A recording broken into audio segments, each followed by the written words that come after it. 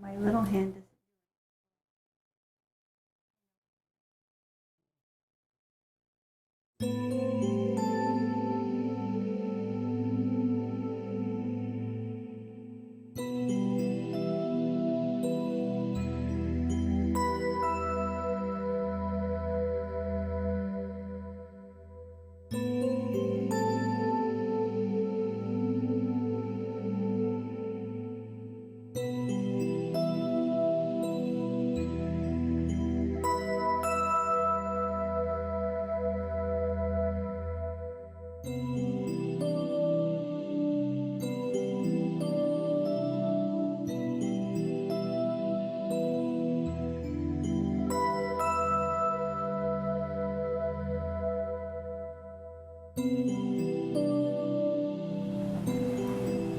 Hi and welcome back to A Positive Light. I am your host, Joni Lane, and I'm the owner-operator of A Positive Light Meditation Center.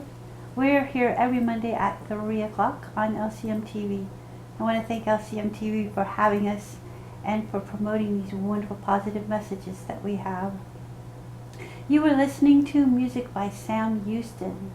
Sam is a local artist that makes wonderful meditation music. I love listening to it and I love sharing it with you.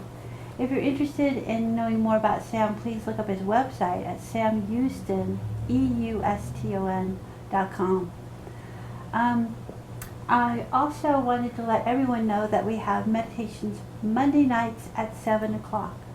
Every Monday night at 7 o'clock we do metta meditation or sati meditation or vipassana meditation.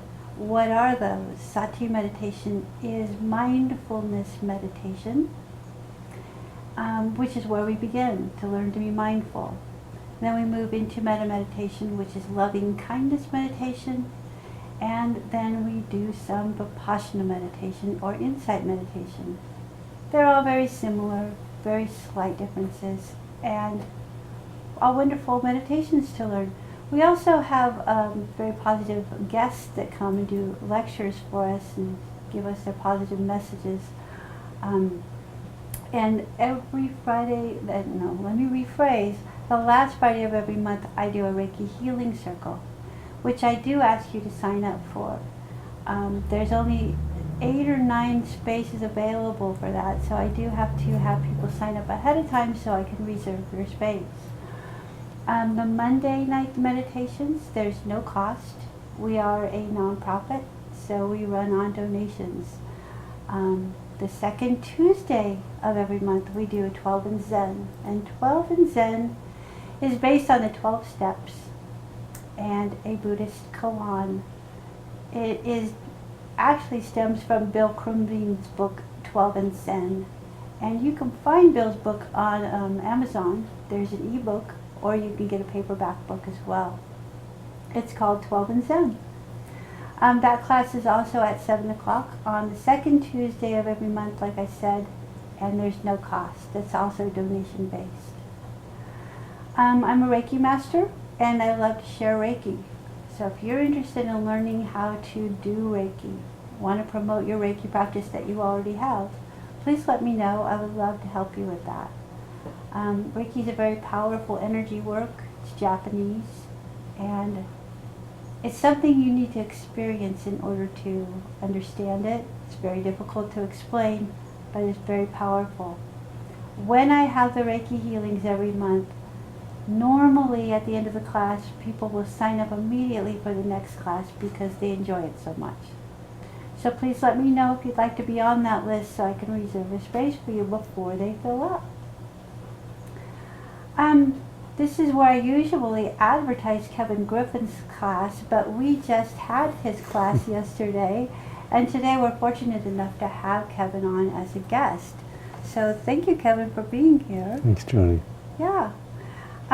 Kevin's the author of several books, One Breath at a Time, which is an amazing book to start with, Burning Desire, and his newest book, Recovering Joy. This is a book that I've been advertising for the past couple of months, and Kevin came and did a day-long from 11 to 5 yesterday. That's a 6-hour day-long workshop.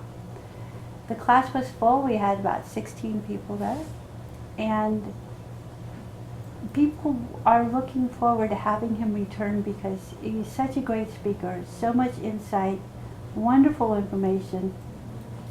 Really was happy to have him, and I'm thrilled to have him on the show today. So again, thanks for being here. So Kevin, would you please let the audience know a little bit about yourself? Where did you grow up? Sure. I'm from Bethlehem, Pennsylvania, which I think already makes me a really spiritual person. Of course, Bethlehem. Yeah. Automatically. And came from really a normal middle-class family, Irish Catholic family upbringing, and all the craziness that goes along with that. When I was a teenager, I decided I wanted to be a musician, so I dropped out of school and wound up going on the road and playing in bars all over America. Wow, that sounds exciting. At times it was exciting. It did tend to encourage my addictions, though, so my drinking and using was part of my lifestyle as a musician for many years. But I wound up living in New England and eventually moving to California with a band in the late 70s. And I've lived out here ever since, live in Berkeley now. Mm-hmm. Who would have thought that playing rock music would have got you involved with drugs and alcohol? Right, I mean, that's, go figure. Yeah. That's a surprise. Yeah. Well, but I do take issue, though, with the idea that somehow, music is corrupting in that way. To me, music is a spiritual thing, and yeah, a lot of people who get involved in music also wind up with substance problems. But it was really through music that I first got connected with spirituality, and the Beatles in the '60s were really the image that motivated me. Their involvement with meditation. Right. So it's all about how you approach it. Well, and I think so. To a certain extent, we have to have addictive personality traits to begin with to really have that develop into a problem. There's lots of musicians that don't drink or use drugs. Yeah, exactly. I don't know any of them, but I'm sure there are some I'm out sure there, there are, yeah, too. somewhere. There's gotta be a few. Yeah. So is this what led you into Buddhism, or what led you there? What led you to that path? I always had a spiritual tendency. I mean, as a kid, I was an altar boy, and I found the Mass and the ritual very compelling. And I grew up in the time when it was in Latin.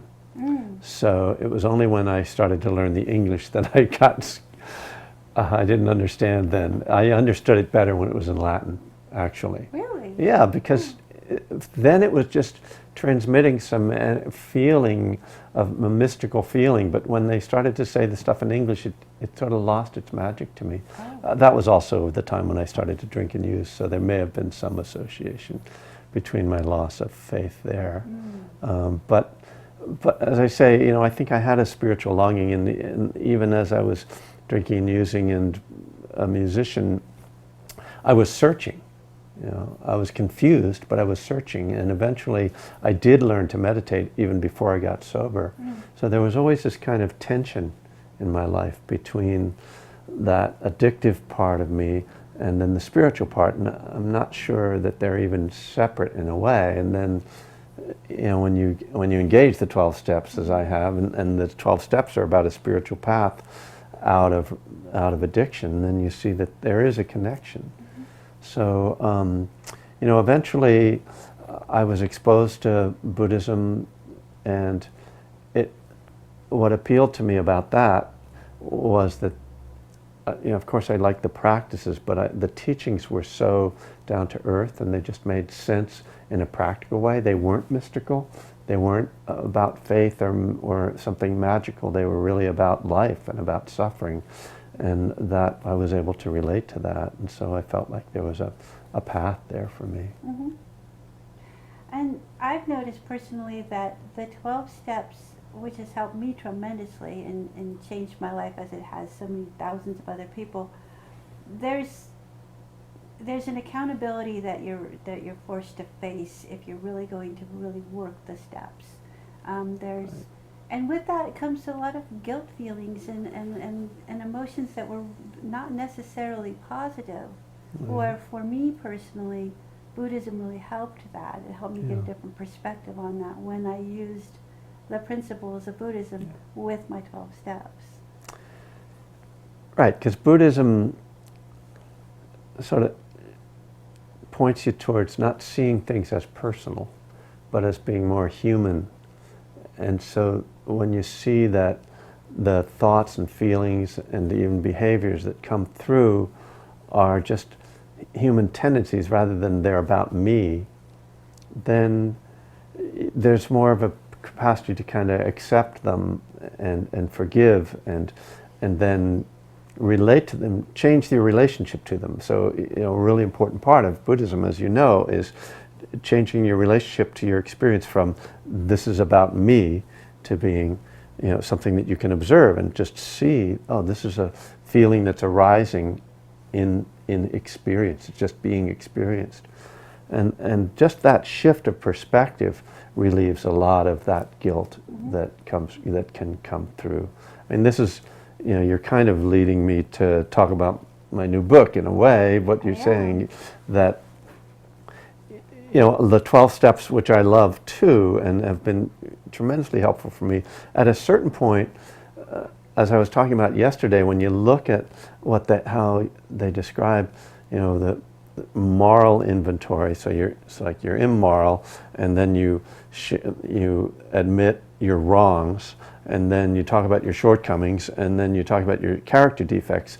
There's this kind of pile of negativity that if that's the only way you're focusing on yourself, that it can be kind of a very negative experience. And I think it's important for addicts to see those aspects of themselves, but if we stay there, we can really get stuck in a negative view. And that's where I think there's a risk in the way that some people work with the 12 steps, that if they're constantly looking at inventory or character defects, then you can get trapped in that negative cycle. And since many of us have a tendency towards depression, those negative thoughts can just cycle out into depression. So as much as I think it's useful to be careful with that and explore those difficult sides, it's also really important to look at the positive sides or find positive sides of yourself, which for many people it's harder for them to do a positive inventory, like, let me tell you about all the great things about me, than it is to say, well, this is what's wrong with me, I'm this and I'm this and that. Really, how many people will say good things about themselves, even whether they're addicts or not? And that's partly our culture, where you're not supposed to, that's bragging rather than just being true. Oh yeah, I'm good at this, and I'm not so good at that. That's just, that's the Buddhist approach. It's just, let's see what's true try to look and find what's true with an unbiased view. Without so much judgment and guilt. And as you said, in our society, culturally, we are taught to talk well of ourselves. Yeah. It's quit bragging, quit telling everybody how great you are.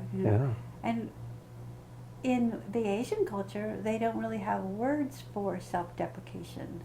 They don't really understand that. So that's an interesting concept to look at when you're working your steps and you're looking at, taking your inventory. We do make mistakes. There are things we need to take responsibility for, and our part in our negative aspects of our life that we've created.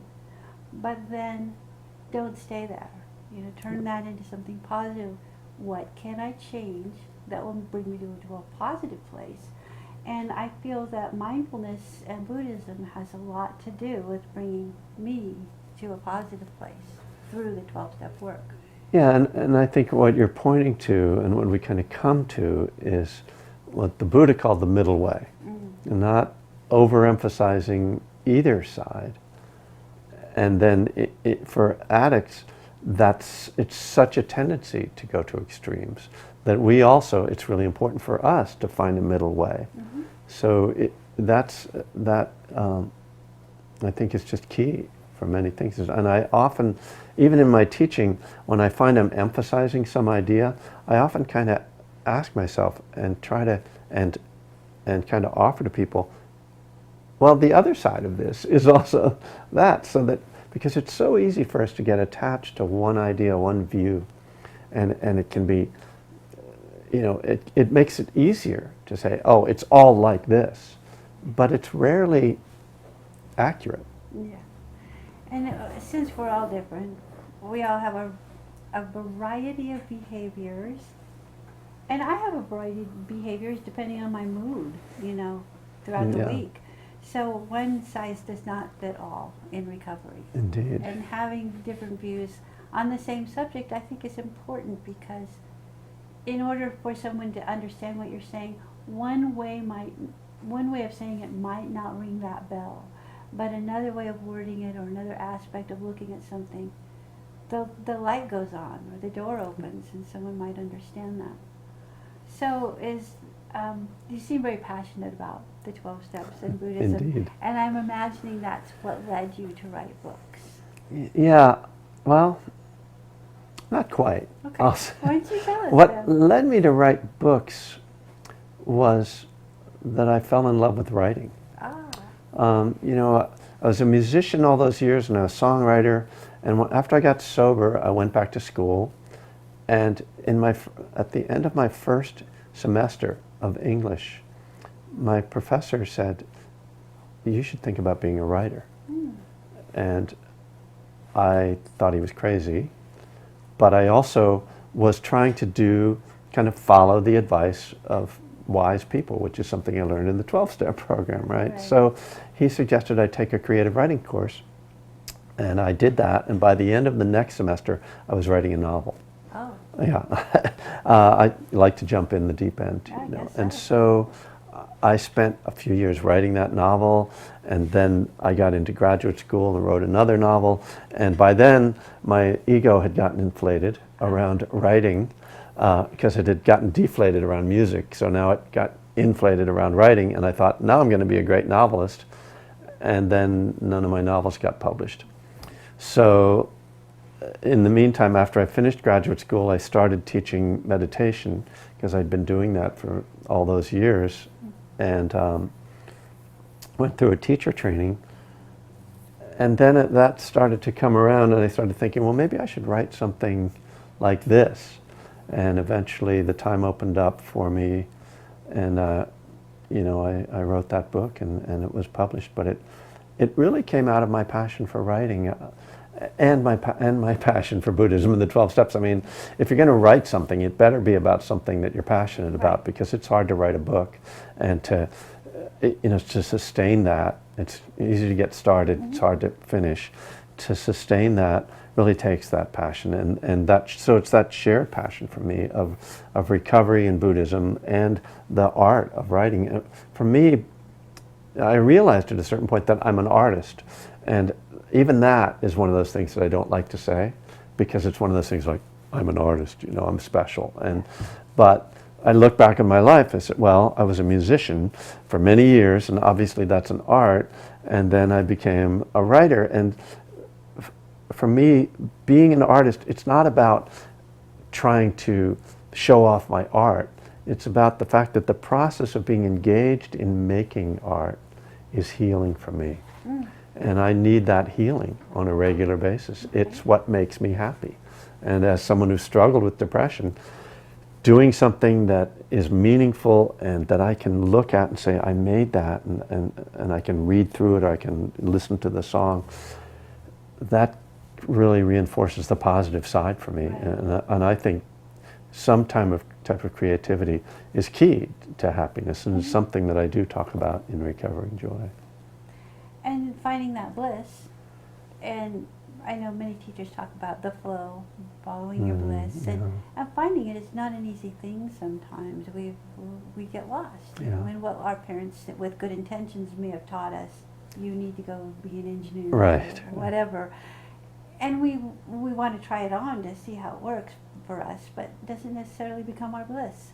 So I think it's special when you can find that, and then have the ability to follow that through with something that helps other people. You could be of service with doing that.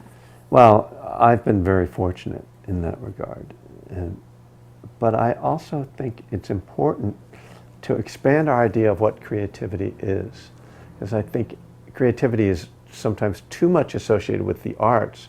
And I think you can be creative in many ways. That in most jobs that require thinking and some kind of analysis, and that there's a creative aspect to it. So again, I just think that it helps people if they can realize I'm being creative in my work, whatever it is. That it's not that creativity is a natural human expression. Right. It doesn't have to be in something we call, oh, this is the arts, that's creative.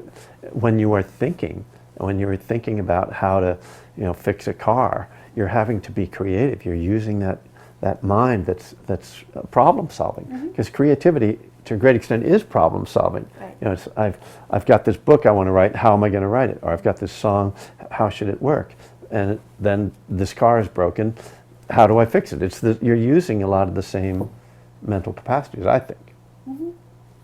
And a lot of what you were talking about yesterday was right speech, right livelihood. Mm-hmm. And when you talk of right livelihood, that encompasses a lot of different things. Yeah. And you don't necessarily have to be a nurse or some kind of healer or a teacher. Right. You can live right livelihood in pretty much any job that you're doing, as long as you have the intention of being of service in that job. Yeah. Well, I was in mortgage banking for a while with the intention of, wow, I love helping people get into their homes. This is a great feeling. And so even though it was working for corporations, there was a sense of service to it, which was my satisfaction from the job. Yeah. So a lot of it has to do with outlook. Yeah. But learning the Four Noble Truths, what suffering is, how to let go of suffering, the causes of suffering, the Eightfold Path. There's so many similarities between Buddhism and the 12 Steps that I can understand how these books came about. Yeah. So now the new book, Recovering Joy, is the title. There's a lot in the title. Recovering kind of gives it away that it has to do with the 12 Steps. And it's more of a workbook, I've noticed, and reading it. There's some suggestions in here that Kevin gives, some ideas, but then he asks questions to make you think. Did you do that on purpose, or were you just trying to get us to do your job for you? The thing is that I didn't feel like I could tell people how to be happy. Mm-hmm. What I wanted to do was sort of point at places where we can either get stuck or where we can kind of cultivate or arouse more happiness. And that's going to be different for different people. I don't think it's going to be completely different for every different person, but there's kind of areas that different people have problems in different areas. Right. So to talk about the different areas of our lives, our relationship areas, our work life, our creative life, our emotional life, our spiritual life, and kind of ask people, how's this working for you? Mm-hmm. And obviously, I tell my own story and my own version of it, and how I've worked through those questions to try to kind of stimulate people in their own thinking about it, because that's what I want to do. I haven't created, and I don't intend to create my own program of recovery or of finding joy, because my view is that for someone to really grow and learn and change, they have to find their own path, and it has to be theirs. And when you adopt someone else's program, you can do it for a while, but at a certain point you run out of steam. Right. Because if it's not internalized, then it's not going to be something you can sustain. And this is one of the issues I have with 12-step programs and workbook, like this is how you work the steps. and sort of an unwavering view that you have to do all these things and you just keep doing all those things. You know, if someone tells you how to work the program, that can be helpful in the beginning, and most people need that. But after a while, if you keep just doing what they're telling you, then something's going to happen in your life, and they're not going to be around, and you're going to have to figure it out for yourself. And if it hasn't been internalized, you're going to realize you don't really have anything. So what I want to give is ways for people to find their own path. And a lot of what I read in here is also a lot of suggestions of meditations and how you can use meditation to let go of some of the clutter in your mind. And in a way, I kind of viewed it as allowing the clutter to leave so they can open up to new ideas. Yeah. And what's your view on mindfulness meditation and 12-step work? How do you feel that one might complement the other? Or do they? Well, certainly I think they do tremendously. And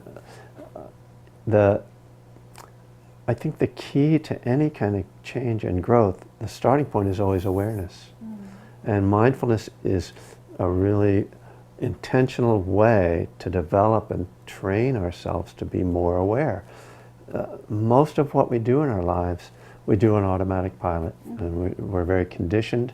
And yeah, you don't want to have to think about how to open the door and how to take the next step and how to put some food in your mouth. We need to be able to just do things automatically so that we can do some of our higher functions that we need to think about. But we wind up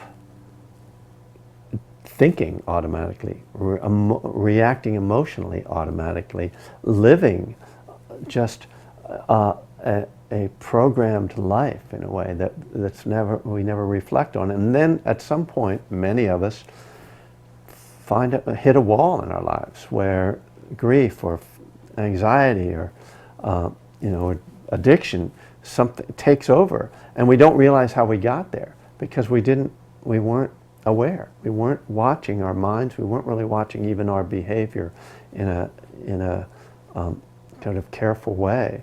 So mindfulness is the starting point of all growth and change. We have to see our own minds, see our own emotions. The steps start, they say, we admitted we were powerless. Well, that admitting is an awareness. You can only admit something that you're aware of. So in the recovery world, in the addiction world, and this has become a very common phrase, people are in denial. That denial is a lack of awareness or a lack of seeing clearly what's happening. So that's the starting point of recovery, is awareness. When we move into the steps, certainly when we get to the inventory process, step 4, where we take a searching and fearless moral inventory, this takes real self-exploration, self-examination, again, using awareness. So the way I see the steps, the way I work the steps now, and I've been sober for 30 years, so this isn't the way I started, but this is the way it's evolved, is that I work all the steps with meditation. Like in the 12 steps, only the 11th step, as you know, mentions meditation. But I see that I can use mindfulness and meditation as a tool to work through all the steps. It helps me to see my powerlessness, to turn it over to a higher power, if you will, to do this process of inventory, to let it go,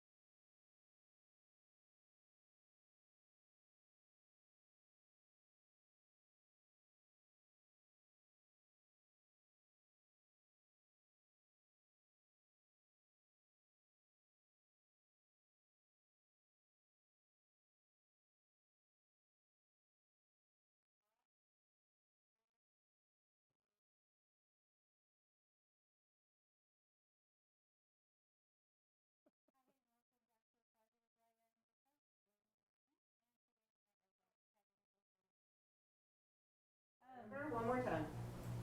One more time because my audio wasn't up. I'm your host, Joni Lane. This is Positive Light, and today we have our guest, Kevin Griffin.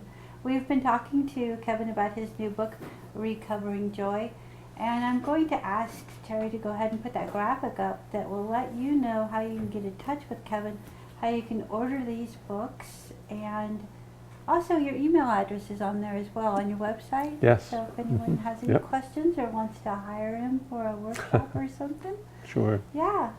So go ahead and go to kevingriffin.net. Have Bell, will travel. Have Bell will travel. That's what I say, yes. And feel free to email Kevin with any questions that you have regarding his book or any upcoming classes. You do have your schedule on that Yes, website as on well. my kevingriffin.net. KevinGriffin.net. Not to be confused with the lead guitar player for Better Than Ezra. Which is what pops up when you Google Kevin Griffin, unless you put in that .net and say meditation teacher, and then he pops up. You pop up everywhere. Yeah, I do. You're right here, right now, today. So feel free to contact Kevin regarding any of those things, and look at his schedule to visit him on his retreats that he does have scheduled. We're pretty busy with those retreats. Yeah, Yeah. I've just kind of finished my busy season. You're right, winding down. I am. The holidays, you know. My next really big event will be at Spirit Rock Meditation Center in Marin County, January 2nd, and I do that. It's called Keep Coming Back, which is a 12-step phrase, as you know, and it's just trying to start the year on a note of kind of making your resolution of recovery for the year. So January 2nd, a day long there. Great, and Yeah. Spirit Rock is a beautiful place in Marin. Yeah. So yeah, I love going there. So one of the things I wanted to ask you, Kevin, was does one have to be in a 12-step program to benefit from your books and your teachings? Certainly, I don't think so. In fact, I really view the whole process of even the 12 steps as being something more than just about addiction and recovery. And as you said, you know, Buddhism kind of talks about suffering and the cause of suffering being clinging or attachment. So obviously suffering doesn't just happen to addicts. Right. And the 12 steps are really drawing from kind of an archetypal path, a spiritual path that any kind of spiritual change and growth you're going to go through. The beginning of the path being sort of seeing the problem, what Joseph Campbell called the wake-up call, and realizing that there's something that's not working in your life. And we've all gone through that. In Buddhism, that's called right view, and seeing. It's kind of realizing I've been blaming other people or the situations as the problem, and realizing, oh, that's not really the problem. And maybe that doesn't mean I'm blaming myself, but I'm seeing how I participate in creating my own suffering. And then seeing that what the 12 steps point to is that by trying to control things with our ego, that we create more suffering. And Buddhism talks about the same thing, that this obsession with self and self-centeredness is really where we create our own problems. So in the 12 steps we talk about a higher power and believing that a higher power can change us. In Buddhism we talk about the Dharma, or the teachings and the practices, as the path and the way to change. And we have to kind of we first have to believe that there's a way, so that's what step 2 is. Believe that there's a possibility of change. And again, no matter where you are in your life, and even if you see you have a problem, if you don't see the potential for change, then you're going to really have a hard time engaging in something. You're going to just kind of stay stuck in your stuff. And so that's certainly not just about addiction. It's about seeing that I can change and how that can happen. And then the third step talks about turning your will and your life over. What I see that as being about is engaging in and committing to a process, committing to the work, Because again, it's like we go through this process. Okay, I realize I got a problem. Okay, I think that I can change. Now, am I willing to do that work? And this is another place where many people get stuck. You know, that's kind of why New Year's resolutions often don't go beyond the month of January. And so it's that maintaining and sustaining our work. And I think that's where the community comes in so much, because it's really hard to get sober alone. It's really hard to maintain a meditation practice alone. It's really hard to change your lifestyle alone. So this is where community is so important. And again, both the Buddhist and 12-step worlds give us models for that. But that might just be the spinning class for you, or the marathon training that you go through, that you have a community that you do it with. Right. And I mean, exercise is a great model, and it's a great thing that many of us, that's often an issue. So that's a place, so that when we can kind of see that there's a process for change, then we can apply that to anything. Right. The steps then go into a whole process of self-examination and seeing how we've created these problems and what we need to change. And again, trying to get out of the view that, oh, well, it's other people have done it, or society's done it to me, or politicians, or something that we want to blame, corporations. And yeah, there's problems out there, and there's things that we can't control. But that's really what we have to see is, well, what can I control? What can I change? And so that self-examination and really digging deep into the habitual patterns, the conditioning. We're all so conditioned, and you're not going to be able to get rid of all that conditioning, but mindfulness, again, really helps us to see, how am I just basing my decisions or my thinking on judgments or prejudices or beliefs that are outdated. And so we kind of dig that stuff up in the inventory process. And all of that, I think, is really applicable to people. Then, particularly then the last few steps, the continuing self-examination, because that's so important for sustaining. It is. And then the meditation.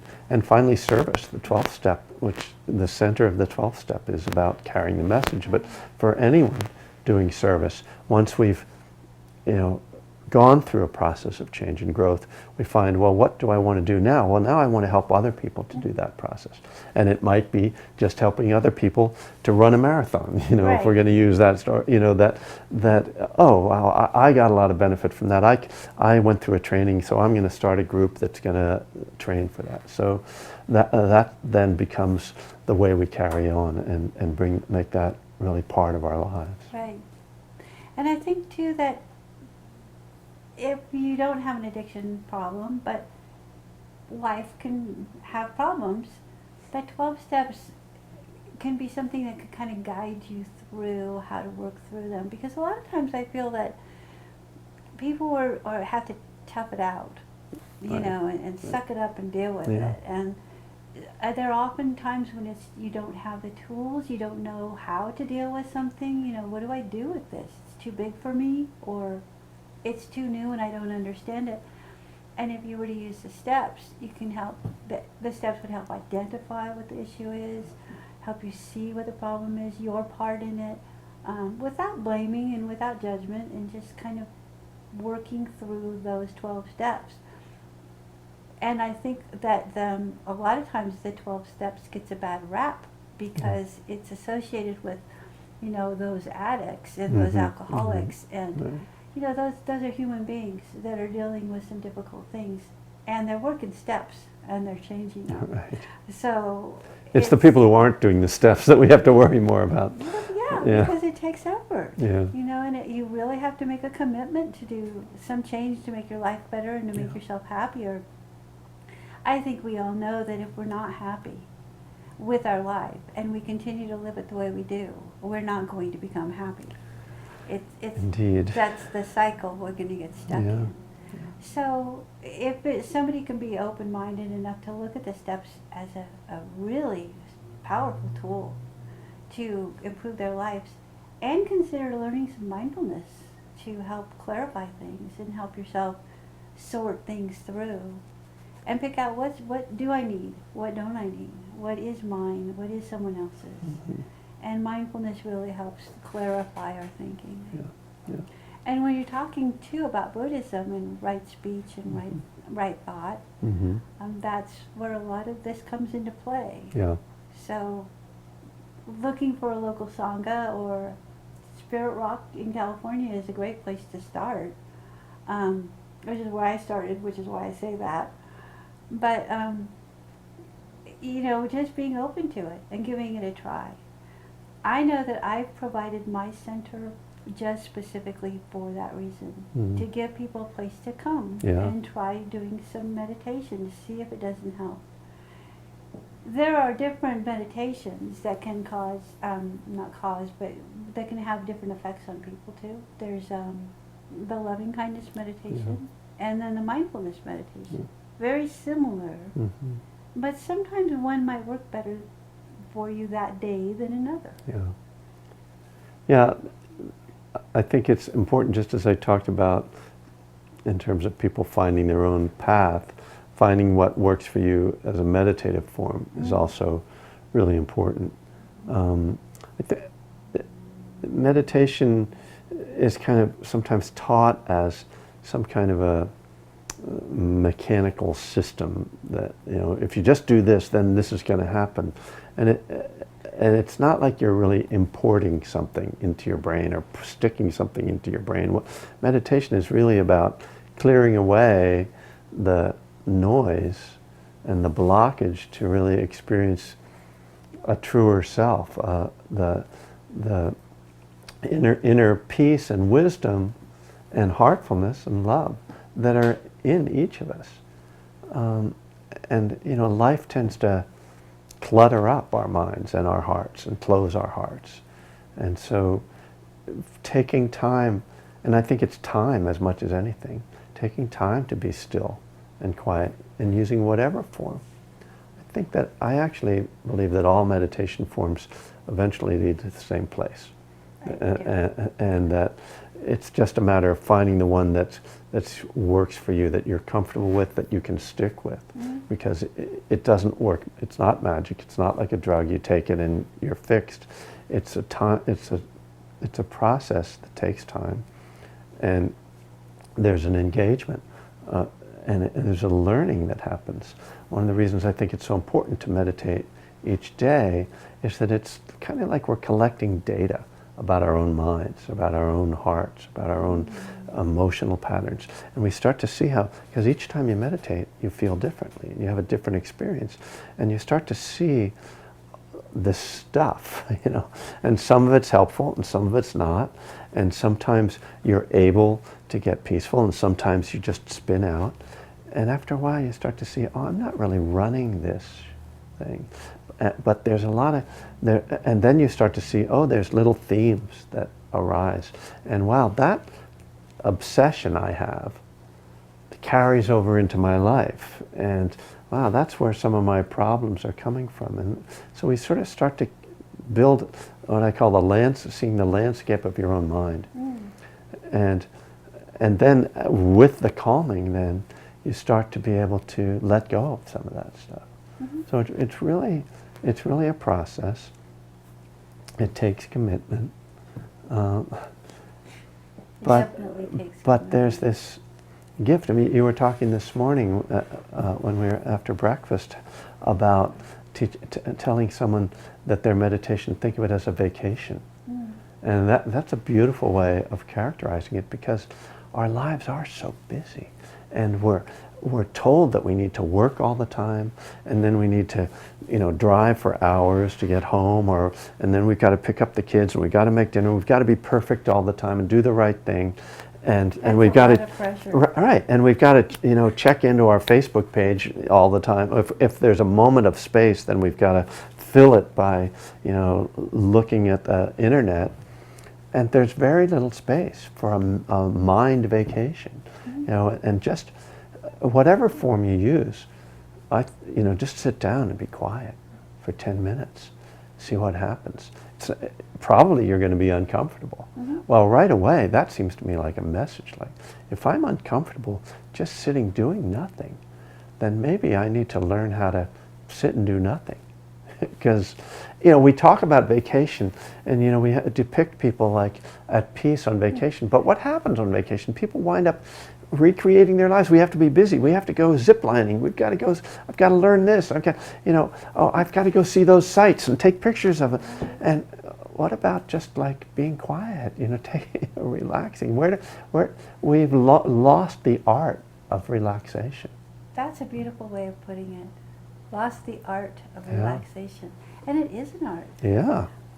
One of the funniest things I see on vacation is, for example, going to the Grand Canyon. And, you look at it and it's just amazing. But I look around and I see everybody taking pictures. I know. And I'm thinking, wow, do you see this? You're here now. Because I'm seeing this beautiful thing and really experiencing it. Yeah, pictures are great because they bring up back the memories of being there. And there's nothing wrong with pictures, but if you're not experiencing the time when you're actually doing something, then you're not actually doing it. It's like people are trying to capture that thing and then take it home with them. Right. And when I get home, I'll have the Grand Canyon in my living room. No, the place to capture it is here. Be there for the experience. Drink it in. That's the real. The rest of it is just artifice. It's acquisition. That's the consumer society we live in. I'm going to own this now. I went to the Grand Canyon and now I own it in some way. It's like, no, you really don't. And I think we've always had these awarenesses that we're so busy, because stop and smell the roses has been around for a long time. Yeah, exactly. And there's a lot to be said in stopping and smelling the roses, experiencing the fragrance, looking at the beautiful bud and appreciating where it came from, the earth, the water, the sun, the seed.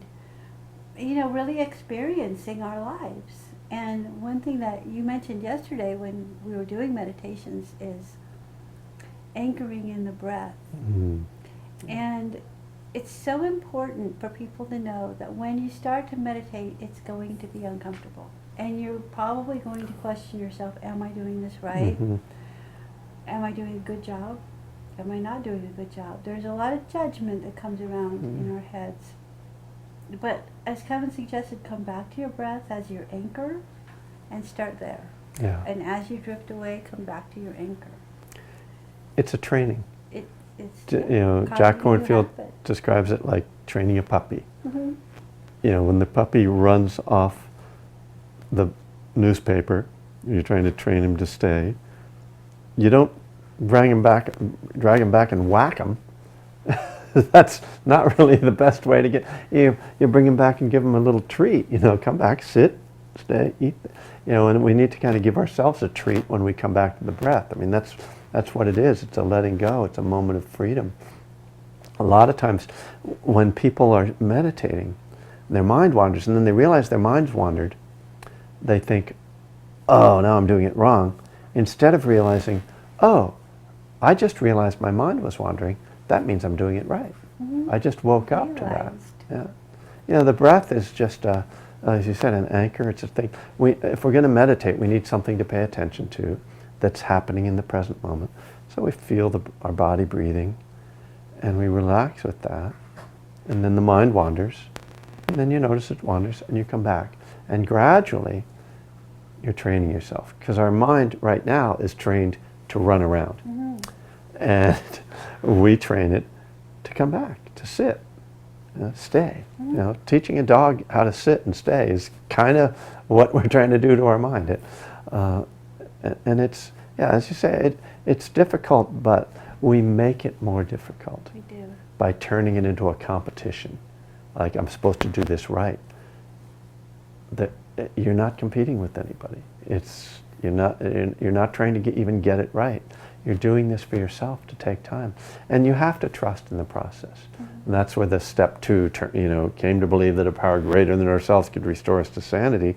Well, if you believe that being still and being mindful and being present can help you to be more sane or to be more happy, to be more relaxed, then you trust in that process, and then you let go. You're not in charge of how it goes. And sometimes people will sit down for the first time and have a very peaceful time, Right. and realize, oh wow, and they'll connect with that. Sometimes it takes longer, but it's one of those things. It's one of the spiritual principles that we're not in charge. And so if meditation can, in that sense, become a higher power, Yeah. because you can put your trust in the process, Mhm. there's a combination of many things that one can do. In no way are we saying that you shouldn't believe in a God or the God of your choosing, because that's an important part Yeah. of you. It's very personal. Yeah, and it's not to be ignored. Right. It's something that should be incorporated into your recovery or your 12-step work, and part of your mindfulness. So, mindfulness is so powerful, and I want to stress again that if you have the opportunity to go to a meditation center near you, please do. And please look up Kevin's information on kevingriffin.net. Check out his retreats that you do update that all the time. So I Try know to keep it. I just put in next year's everything that's arranged. Things so do come far. up. Yeah. Yeah. So try and get to one of his retreats. Yesterday was wonderful. We got so much positive feedback on it. We really had a good time.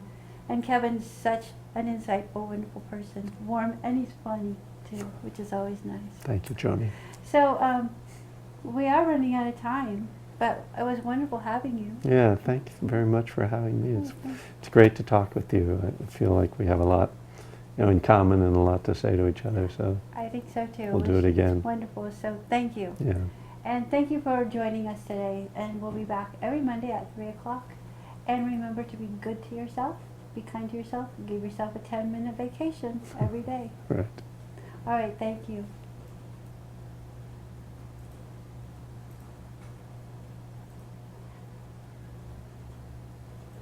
I like that.